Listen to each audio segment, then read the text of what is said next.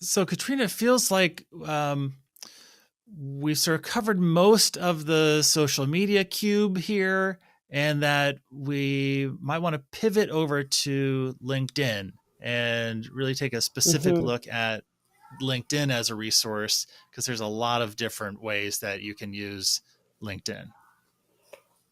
LinkedIn is a great resource because it's sort of geared to marketed as, an employment related social media. And so there are people who may not be engaging on different social media channels who are focused on LinkedIn. But there's also, some bad press, I guess you could say, around this idea of like, you know, this networking, business networking kind of idea. Sometimes it gets a bad rap. And so people are actively avoiding LinkedIn.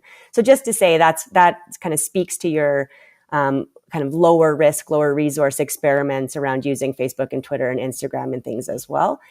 And that being said, LinkedIn is a really great resource because it has products like different levels of recruiting licenses very specifically that allow you kind of an open um, view of people within the network that you might not be connected to either as a first, second, or third connection. And so you can actually apply filters, even with a basic recruiter license that you can toggle on and off. So you can look very specifically for people in specific regions, people who've had specific titles, people who have specific experience sets, and it will kind of pull them all, and you can go through and add to a clipboard, which kind of just consolidates all of those folks you might be curious about, and then figure out how to reach out to them a little bit later. So that, there are kind of recruiter light and there's this like whole recruiter thing. And so it's really about thinking, are you using this product for a lot of searches? Are you using it for, one? If you're using it for one, it might just be useful to toggle that basic recruiter on and test it out if you haven't used it before.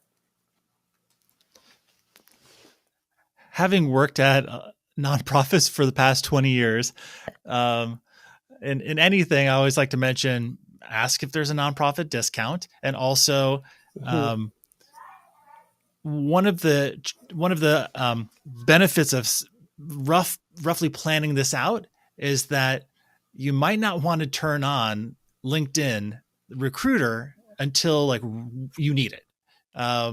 Because sometimes you get a free 30 days to start with. And especially if you're earlier just experimenting with it, you'll want to get all of that time. So wait until you actually need it, then flip it on. Or we've done searches where we're like, we know we are going to be sourcing for 2 months. And so let's wait until that point. So like make sure we only get charged for 2 months, because if you use the higher level, like it starts to add up, Mm-hmm. especially if you have multiple people who are using it, which is helpful from a team standpoint, but also it starts to multiply the money that you're spending on the search. And if you start with that budget that you have available for search, you want to make sure that you're using that as not efficiently is the word, but wisely, maybe Mm-hmm. as possible. Um, and that's that's where we say, maybe the best starting place with LinkedIn is actually just to start with your own network. Spend some time going through your own sort of list of connections and keep those KSAs and keep those anchors in the back of your mind, because there may be folks that are dormant connections, or second connections that you're not that connected to, but when you actually look at their profiles, you're like, oh, I didn't actually realize, or the last time I saw their profile, I wasn't thinking about this particular kind of role. And so you can be a lot more open sort of with who's in your own network and figure out who you could connect to, that you're already sort of connected to through the network. You can also ask others to review their connection. So similarly, in the way that we just described that you might do yourself, you may ask the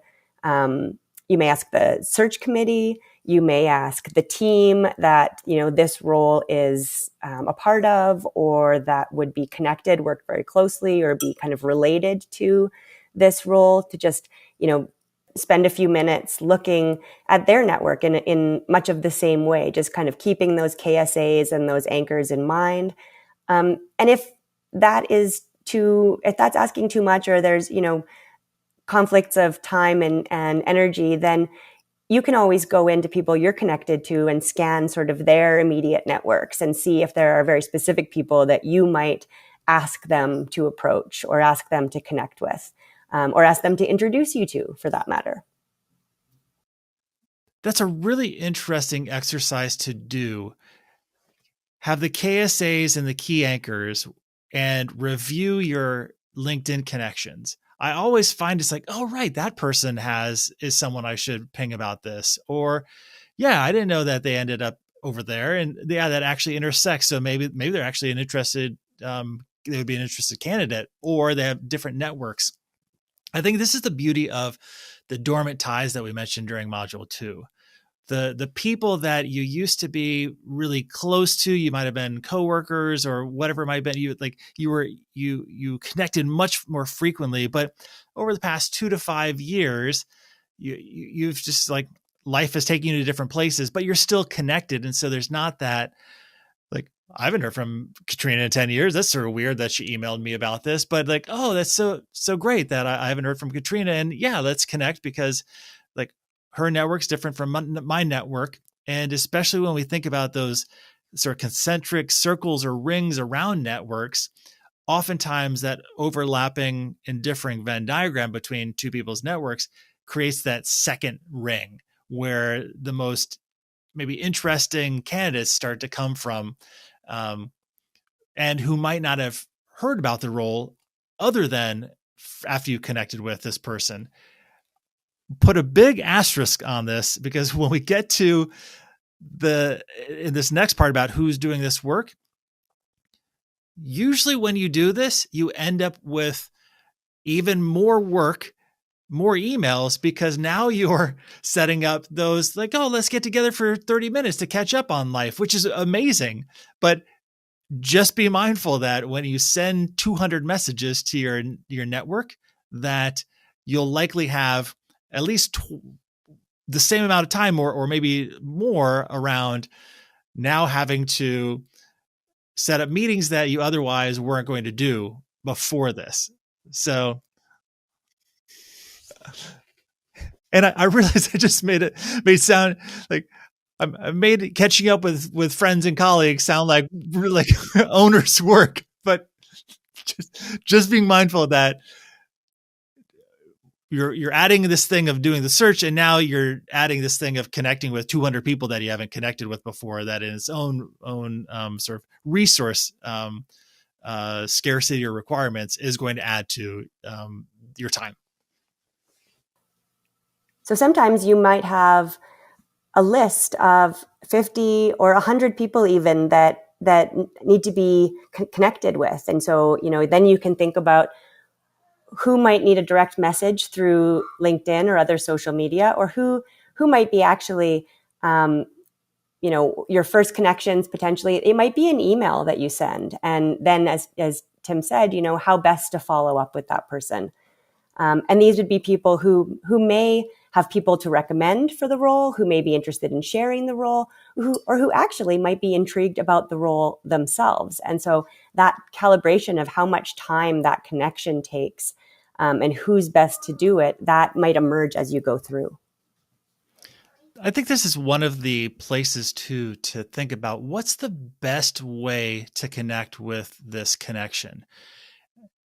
In the past, I've sort of made a list of, I've gone through my LinkedIn connections as a first pass, and I don't know, maybe there's like 500 connections in LinkedIn. And I'm like, all right, so here's the 200 people that I think might help be interested in this role or have networks or intersect with it.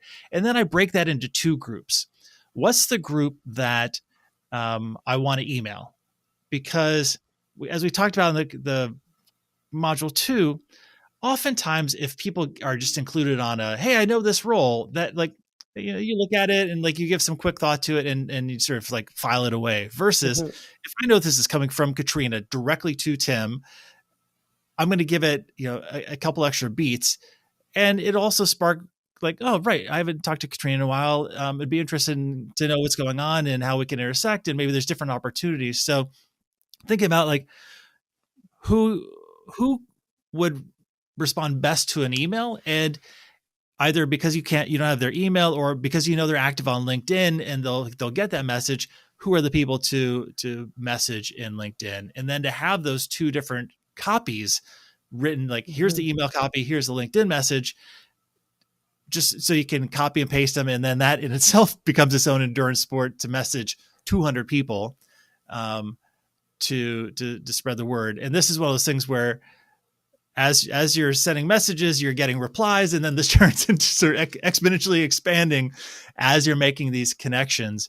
So I think it's also the point to say, be mindful of the messages that we send, and we want to connect with people who might be interested or have networks, but we don't want to be annoying, right? It's like we want to be respectful of people's time and energy, and so different lenses to look through those.